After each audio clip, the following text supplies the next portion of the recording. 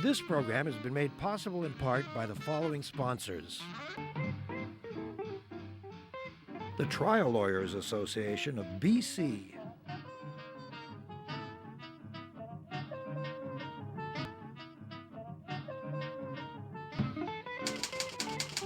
The Vancouver Courier newspaper.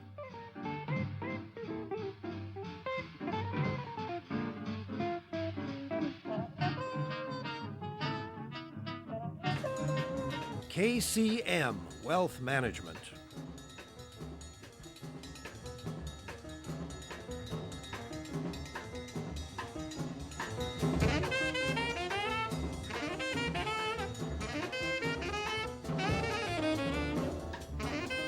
Twinkle, twinkle, little bat, how I wonder what you're at. No, that's not right. Just a minute. Oh, I get it. 'Twas the night before Christmas, and all through the house, not a creature was smoking, not even a No, that's not right either. Well, let's see if we can figure this out. Pamela McColl is a local publisher who has struck, she says, accidental gold, nearing 100,000 copies of this dear, innocent little book. 'Twas the night before Christmas, famous children's poem. She published a version that's missing 2 lines, and we'll let her explain what happened next. Hello, Pam. Hello. What an unbelievable story. You published this beautiful dear book, by the way, who did these wonderful illustrations? A couple in Moscow. He's an What? architect and she's a nurse. Yeah, they're in Moscow. So he did the drawings and she gave steroids to the reindeers? I mean, what are we talking about? I think it's just a team Yeah. effort. Yeah, this husband and wife team in Moscow. I just loved their work and picked them. And asked them to do it, and they Yeah. did. The drawings are beautiful. The book is adorable. It's such a children's book.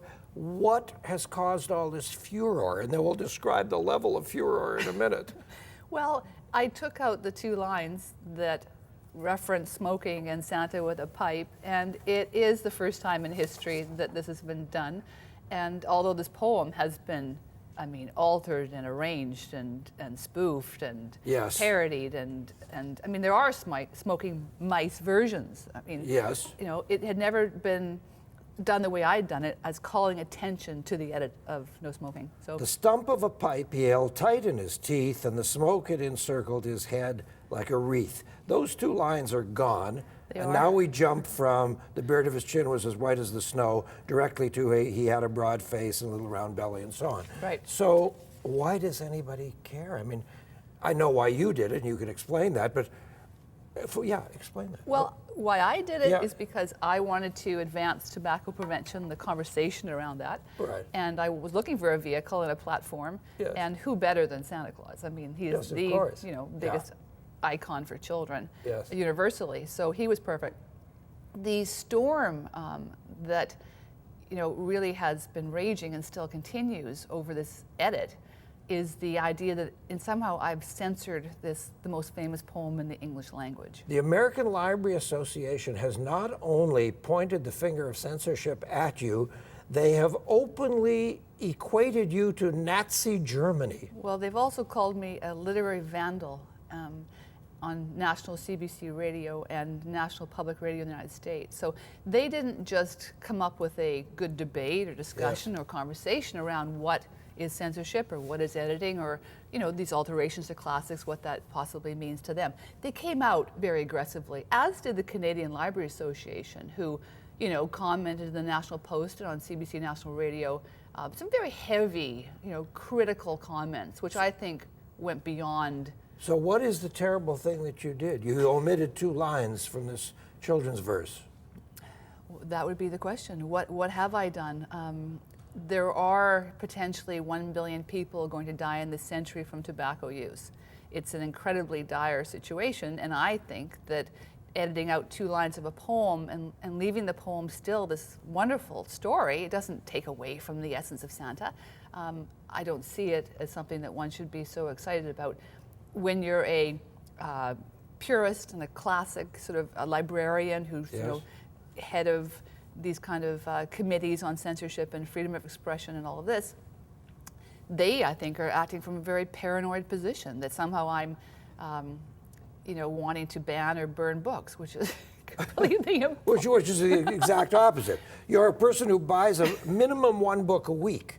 Your whole life you've been doing that. Right. You're a bookophile, right? Yes, I You're am. A bibliophile, is that the right word? Yeah. You love books. Yes, Yeah. absolutely. And you've published several books in the past. You're not new to publishing. Right, Yeah. right, right. So, but I also think that, I mean, if I was setting out to censor this, the most famous poem, Yes. I mean, the local libraries in Vancouver have up to 15 editions of this poem. I mean, the idea that I am trying to ban the classic edition is absurd. This poem by Clement C. Moore, is it in the public domain? It is. It was written 189 years ago. Yes. So- What were the circumstances? You know the story of this poem. Sure.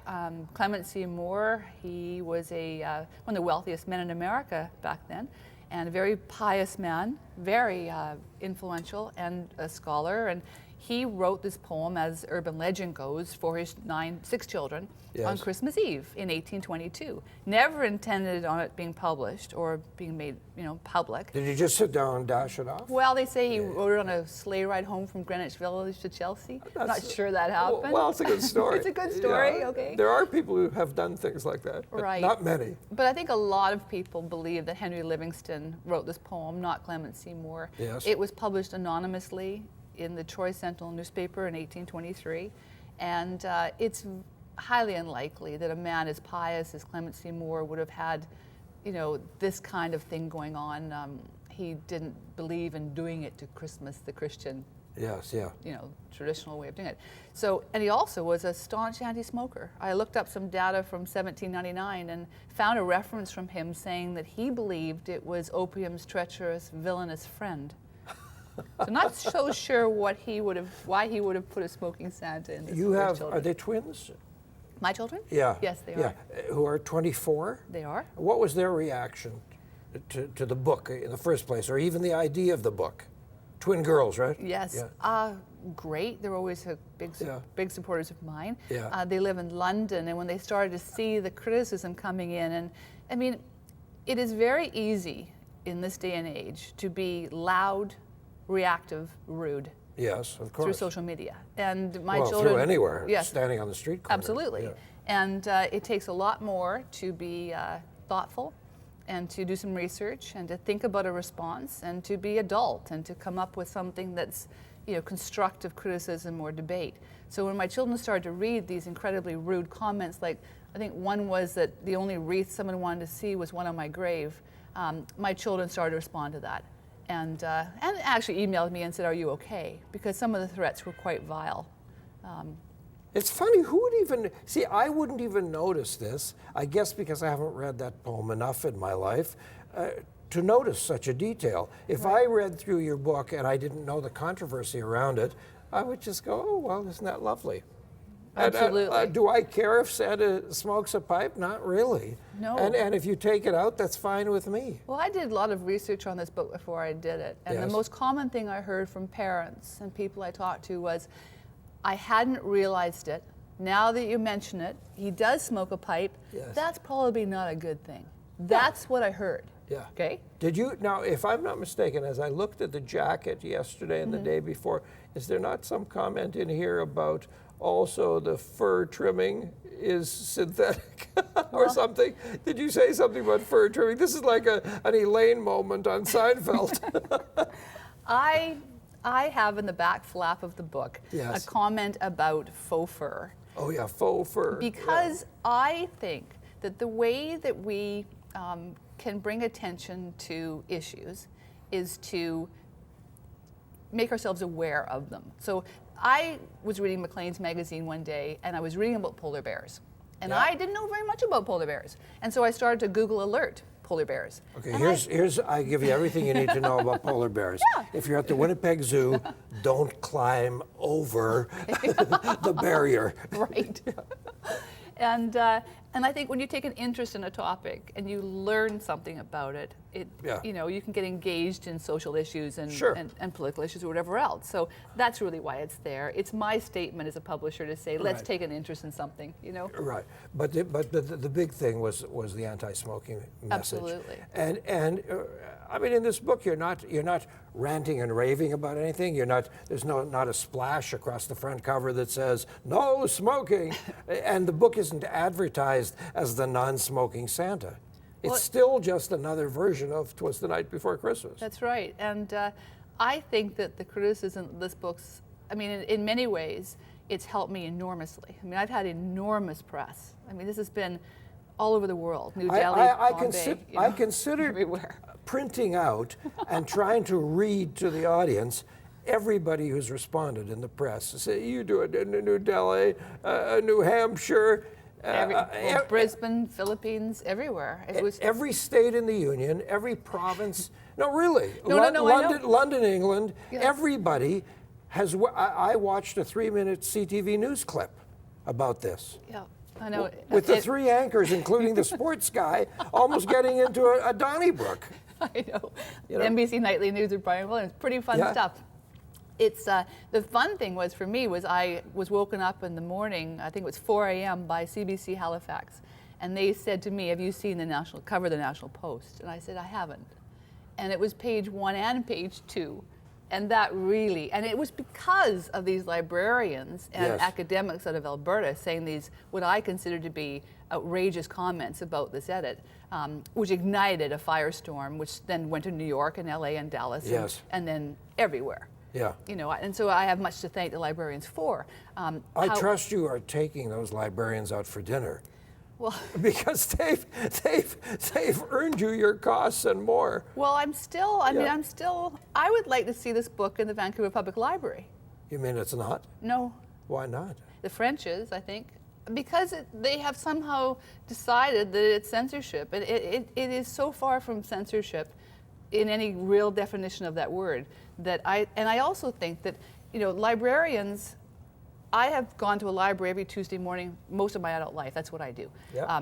And I, you know, strongly think that librarians are there to serve the public and to provide the public with, you know, books that the public would like to read. Are you mad? I'm challenged. Yes. I'm not mad. I'm challenged by it because I would like to see this book in libraries. You think that people who pose behind certain desks, that's really what they're supposed to be doing? Right. You know, that people who are supposed to be doing something are actually doing it? Right. Oh, yeah. Right. Yeah. Smack, smack, smack, wake up. I know. Yeah. But it's kind of this. It's difficult because you know you'll get. You know, you'll get an award, or I'll find my sales numbers, or I'll see my Amazon reviews, and then I turn around and get some hate mail from, you know, Yeah. some academic, and I'm just, so it's. What do academics have to think about? We'll take a little smoke break, light up a pipe or two.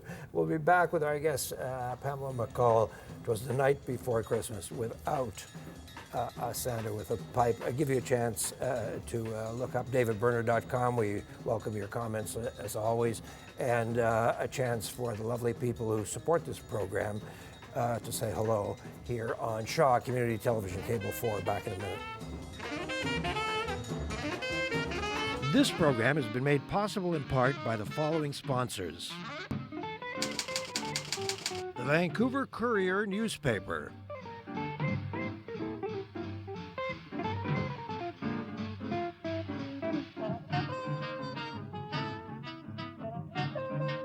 KCM Wealth Management.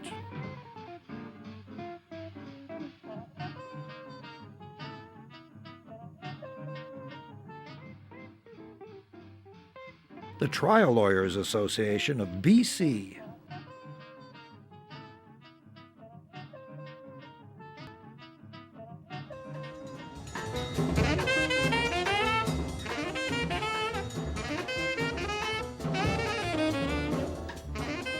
Our guest is Pam McColl, and the subject is censorship, I guess. "'Twas the Night Before Christmas" is this lovely book that she had these, oh, there you are, you got it on your screen. She had these wonderful artists do the artwork. I recommend it for your children. I realize we just passed through Christmas, but the book created a firestorm of reaction, every news media in the world picked up this story. Pam lives right here in Vancouver, so we had to have you on. Now look, here's the thing about censorship. Every actor, director, Olivier, Kenneth Branagh, Christopher Gaze, everybody has hacked up William Shakespeare for the purposes of their particular production. They've taken a scene out, they've cut some speeches, they've moved a couple things around. That's what you do when you put things up on its feet, okay? Right. By and large, 99% being true to the text.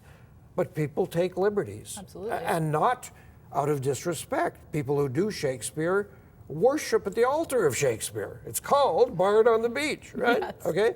Yes. So what's the big deal if Pam McColl takes 2 lines out of a children's poem? It's an incredible story, this whole attack on this book. I tell you, it took me by surprise. The first time I heard this, I had an email. It was 6 o'clock in the morning, and I had a hate mail from an elf. An elf? An elf, the head elf of the snowman factory. I laughed so hard, yes. I couldn't do my teeth. I went in the bathroom and I couldn't look myself in the mirror because I was laughing so hard. And then, that was the first time I'd heard anything, and then it stirred up, right? And what did elf say? Oh, well, put my pipe where the sun doesn't shine. I mean, no, it wasn't good. Really? Oh, elf was serious? Oh, yeah. But then I got an email from Santa Claus in Santa Claus, Indiana, going, right on. I haven't read that line for 14 years as a Santa because I know my influence on these young children, and it's all wrong. So it became this, every day I go through these, the people who think it's great and the people who think I'm just not great or the book's not great. And it's been something else. For the second edition, I want you to include in the inside cover the DVD of Bob and Ray's famous routine about the interview at the Waldorf Hotel during Christmas. Okay. Do you know the No, routine? No. We're standing here at the Waldorf Hotel and we're talking to people, and sir, where are you from? I'm from Indiana. And what are you doing here, sir? I'm with the DCSTCSTWCS. The DCSTCS, what is that, sir? The Slow Talking Department Store Santa Clauses of America. The Slow Talking Santa. Oh, wow. Yeah, just put it in next time. Someone more a conspiracy theorist than I would say you did this deliberately to sell the book. It really had never occurred to you you'd have this reaction. No. I did this because I thought this was a good idea. Yes. And I thought that the public needed this, which I still do. Because you're trying to stop kids from getting involved with smoking. Well, That's your interest. I absolutely think that the #1 icon for children on this planet shouldn't be smoking. Right. I think what he does matters. He outsells Ronald McDonald this day, and there's a reason why the biggest company in the world, Coca-Cola, uses him. Yeah. He sells. He sells stuff, and what he does matters. And the other reason I did this is that there are children out there, a lot of them, who have parents that smoke, who are disturbed by seeing characters smoking. I've had little boys come up to me and say, "I don't like that book with Santa smoking. I don't want to see this." Oh, really? I had a little guy in Toronto at the Word on the Street say that to me. Yes. And so there are children out there who are extremely upset that their parents smoke. There was a study done at the Department of Health in the UK, and over half of the children who had parents that smoked, their #1 wish for Christmas was that Santa helped them, that was their wish, to get their parents to stop smoking. Really? Well, then how can we put a book in front of those same children with a smoking Santa? Have you done other initiatives about anti-smoking? Well, I've worked on smoke-free movies in British Columbia for 2 years. Okay. Talk about butting your head against a door. I mean, this is how we can prevent our children. When you say smoke-free movies, do you mean you've worked on creating movies that are about being smoke-free, or you've gone to movie sets and asked them to stop having actors smoke? There's a worldwide initiative out of the World Health Organization. Yes. And it's supported by Canadian Cancer, Physicians for a Smoke-Free Canada, and Coastal Health. I mean, all the major, BC Lung, everybody, to try and get our films that children see to have no smoking. It's called the Smoke-Free Movies Campaign. And they did a study in Ottawa, the Physicians for a Smoke-Free Canada, and they found that 44% of Canadian children start smoking because of the influence of film.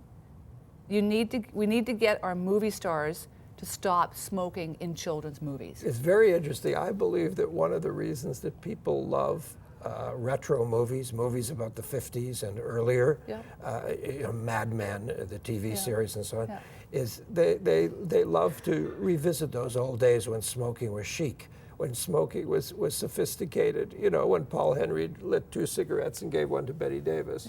You know, and I understand that. I was there. You know, I'm old enough to remember it, and it was kind of fun and lovely. But today, I mean, a lot of us have given up smoking. We just see smoking as kind of a dopey activity. Yes, but if a little boy goes or little girl goes to see Skyfall, yes, they have a almost 50% chance of starting smoking. Really? Yes, 44% of kids in this country get hooked on tobacco through film. And we can't get our governments to actively act on that. What's wrong with that picture? If we have a solution to the biggest healthcare crisis in this country, the biggest killer in this country, the biggest drain in our healthcare costs, why would we not act on it? Why can't we not get the BC government? Taxes. I don't know why we can't get the BC government more seriously involved in smoke-free movies. Because we make a fortune in taxes from tobacco. Not what we end up paying in healthcare costs. You know, the irony is, as you know, because we know each other, that I'm deeply involved in addictions issues. Right. And it's a simple fact of life that I know and you know, that smoking is the biggest addiction of all in every possible way. It's the hardest to quit. It's harder than heroin to quit. It's a nightmare to quit smoking. And it costs us more in every possible way, yet it's not something I deal with at all. Right. I'm dealing with alcohol and crack and all those things. Right. And they're minor, they're important and dreadful, but they're minor compared to tobacco, oddly enough. Well, I mean, the fact that as I've mentioned, 1 billion people in this century, 100 million people died in the last century, which is more than all war and famine combined, by a man-made product. Yeah. If we were all drinking poison water, and 50% of us died from drinking that water, You might think we'd do something. don't you think we'd do something? Yeah. And if they were drinking poison water in films and 44% of kids were starting to drink that water, I mean, we've done something to tobacco. We have glamorized it and normalized it in a way that we've forgotten it's the biggest killer on the planet. But you know, there's an interesting analogy there because people were drinking poisoned water for centuries, but nobody knew it was the water, right? People were having the so-called plague and whatever. Right. People were dying in droves, dropping in the street, and nobody knew that it was coming from the water source. Right. Ignorance. And then finally we figured that out, so we started changing the water and getting better water and so on, right? It's interesting how many people deny that there's anything wrong with tobacco or there's anything wrong with smoking. The evidence seems to be there. Since 1964. That smoking kills at enormous rates. But it's interesting how, of course, the tobacco companies, but even so-called healthcare people will say, no, it's not really proven. Oh, no, no. Yeah. You'd have to be living under a rock, seriously, to not know that there's some very major risks of using tobacco and nicotine. And there's a complacency, absolutely. And smoking rates have stalled in this country. 5 years ago, they stopped going down. And people don't know that. People think that we're still on this great decline. We're not. You know, we've plateaued out? Absolutely. Is the complacency because we get so much revenue?